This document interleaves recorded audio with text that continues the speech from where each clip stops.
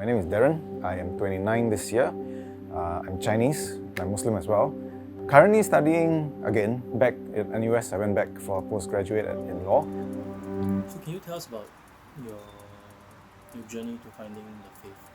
I was a trouble kid. I've landed in hospital because I tried killing myself. Islam kind of saved my life in that sense. Like to this day, I still regard Islam as having saved my life. I was constantly drunk. I was constantly trying to numb myself from a lot of things. So I had a very troubled childhood. I struggled with mental health problems a lot.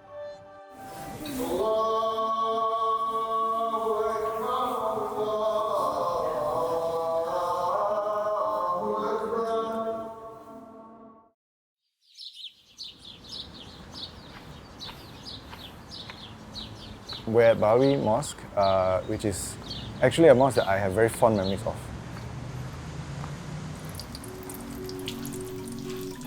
When I first came into this mosque, I was already Muslim. But I remember I came with, I think, a group of students, and we met with the Imam of the mosque, Habib Hassan. And he shared some pretty interesting anecdotes from his own life, basically, when he was younger, which really opened my eyes to how Muslims approach different issues. With Imam, I learned there can be differing views, and I think Habib talked about how he had neighbors who would bring him food from differing races, different religions, and of course they understood his dietary restrictions. But beyond that, there was that level of trust and understanding that you would not give me something that I cannot take. In that sense, it kind of opened my mind to, you don't have to be constantly second-guessing everything. I did not study Islam in, I guess, say the healthiest ways. I basically went online. Please don't do that. So when I first started out, first 2 years probably, I guess be what some people would call a Salafi lah. So I was quite literalist, quite strict about certain things. My own Muslim friends gave me that look. It's like, okay Darren, okay. Over the years, I've come to learn that there's a big variety. I mean, the Muslim tradition is a very broad, very rich one. You don't last for so many hundreds and thousands of years without that capacity for accommodation and without a breadth of views. It just doesn't happen.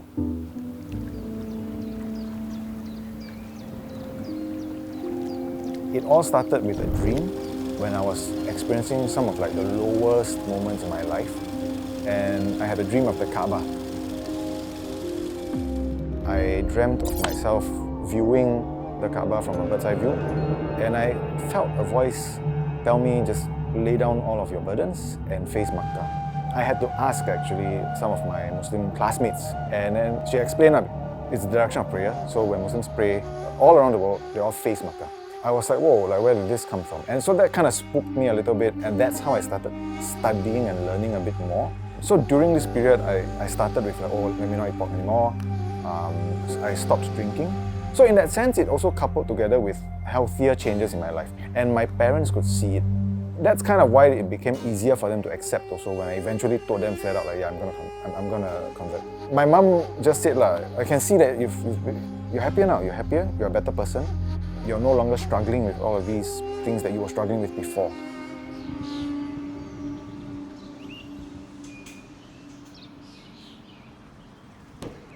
So I just eat out most of the time, or order in if I'm feeling lazy. This is the one that recently reopened. I don't want to jinx it, but let's just say that this is the third or fourth coffee shop that has opened in this slot since I moved in. This is the other coffee shop. It's quite glorious, right? It's a full coffee shop. Not a single choice. I don't have anything that I can have here. This is not an uncommon experience. It's not the first time that I've been to a coffee shop or a food court and then realized, there's really nothing I can have here. Then no choice, I'll walk somewhere else. That's the thing about culture, right? You don't think about it. Unless you're in a situation where you are an outsider, then it's obvious to you that, something is different. I'm not getting this, or you all seem to have some kind of inside joke that I don't seem to understand. I'm in this position now, so I can see it. But when I was in Muslim society, I had this feedback that, a lot of the things that we do, the basic assumption is, we're all Muslims, yes, but the majority is Malay. So sometimes the cultural references that you make, the things that you talk about make some of the non-Malay Muslims feel left out. I mean, in fact, I don't feel as bad because a lot of my own friends are Malay. So like, I'm very culturally attuned, I guess. Like, sure, Muslims are minority, but if you're in a situation where you are the majority, like in a Muslim society or in a particular context, right, then you're gonna have the same blind spot because you're the majority. You're not gonna think of like the non-Malay Muslims. Usually, if you are speaking to a fellow Muslim, and then they find out that I'm a revert, I'm a convert, first thing they'll say, MashaAllah. But with my own family, the first response was a little bit more measured because my own family is quite, I guess, mixed religiously. I have other branches of the family that are Christian, for example. They did ask like why, because if you enter Christianity, then it's another common space for the family. But I'm the only Muslim now in my entire extended family.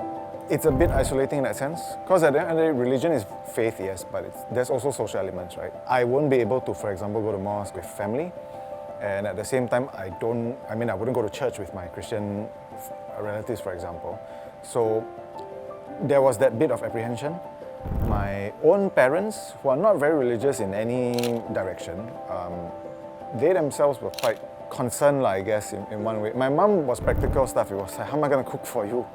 But for my dad, it was security in a sense, because when I was learning about Islam, it was during the ISIS period. And so for him, it was quite concerning. He actually asked my mom, like I learned this a bit later, he asked my mom in private, is our son okay? Is he being exposed to certain things? And when it came down to me, then I told him, like, you got Muslim friends, like some of your best uncle friends in the neighborhood are Muslim. Your barber, he's on very good terms with, I said, do you not realize? Like, it's Singapore, there's so many Muslims here.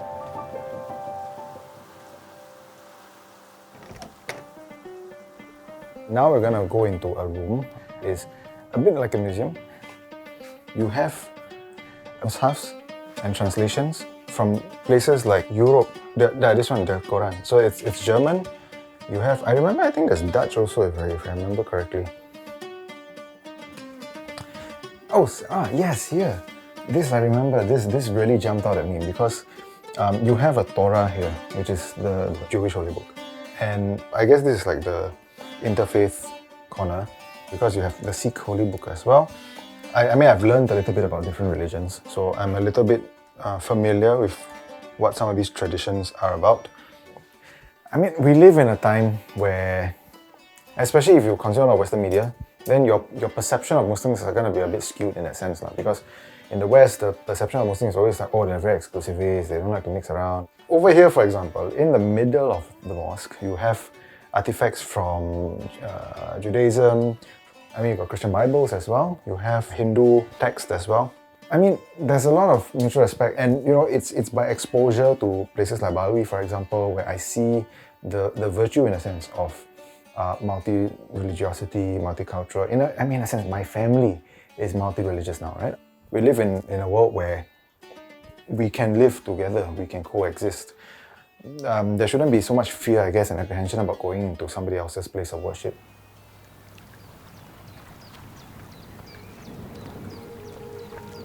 At the end of the day, I'm still Chinese, right? And like my family is not Muslim. So a lot of Muslims in Singapore and everywhere actually, it usually is super family oriented. So for me, Raya is usually a lot less festive because everybody's busy with their own family.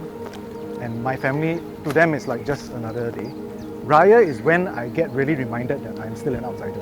In the sense of like, my family is not Muslim.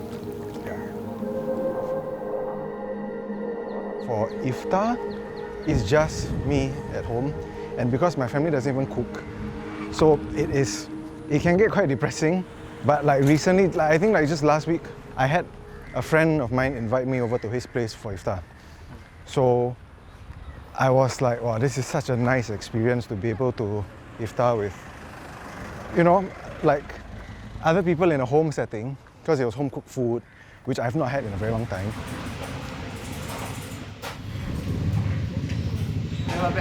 Makan ya.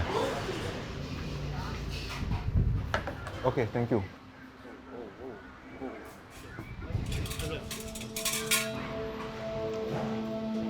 I don't feel like I'm missing out on anything in particular because I'm quite used to it already. But the family aspect definitely is something that it does sometimes hit me, because like when I speak to my own friends, then they will obviously be talking about how the pre-dawn meal will be with their family, and for iftar also. I think for most people, especially the first week of Ramadan, they tend to make it a point that they want to go home and breakfast with the family. So when I hear them talk about that, then obviously I'll be like, I mean, sounds fun, sounds nice. But I don't have that. I won't deny, right, that like if your family is from the same faith as you, it helps. I don't have that connection when it comes to the family side of things. So when I see that, I do feel a bit like, wow, if only lah, you know.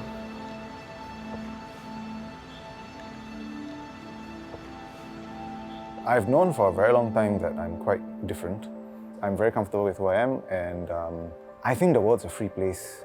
And if anything, my journey into Islam has also taught me that we must all be able to respect people for being different. So, you know, I've never enjoyed this. And in fact, people who haven't enjoyed it don't stay very long in my life. Yeah. Allahu Akbar.